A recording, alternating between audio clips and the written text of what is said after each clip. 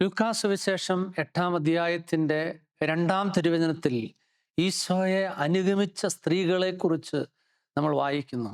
അവിടെ വചനം പറയുകയാണ്, അശുദ്ധാത്മാക്കളിൽ നിന്നും മറ്റ് വ്യാധികളിൽ നിന്നും വിമുക്തരാക്കപ്പെട്ട ചില സ്ത്രീകളും 7 ദുഷ്ടാത്മാക്കൾ വിട്ടുപോയവളും മഗ്ദലേന എന്ന് വിളിക്കപ്പെടുന്നവളുമായ മറിയം മഗ്ദലേനയിൽ നിന്ന് കർത്താവ് 7 പിശാചുക്കളെ പുറത്താക്കി.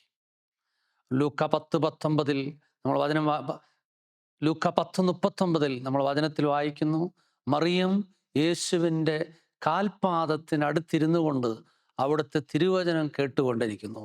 യോഹന്നാന്റെ സുവിശേഷം 20:1 ഈ മറിയം അതിരാവിലെ എഴുന്നേറ്റ് കർത്താവിൻ്റെ കല്ലറയിലേക്ക് ഓടിച്ചെല്ലുന്നു. പ്രിയപ്പെട്ടവരെ, ഈശോയുടെ വചനം വായിക്കാനും കർത്താവിൻ്റെ കല്ലറയാകുന്ന ബലിപീഠത്തിലേക്ക് അതിരാവിലെ ഓടിച്ചെല്ലാനും നമുക്ക് കൃപ കിട്ടണമെങ്കിൽ നമ്മിൽ നിന്ന് പാപം പുറത്താക്കപ്പെടണം. റോമാലേഖനം 8:7 വചനം പറയുന്നു, ജഡിക കാര്യങ്ങളിൽ മുഴുകിയിരിക്കുന്ന മനസ്സ് ദൈവത്തിൻ്റെ ശത്രുവാണ്.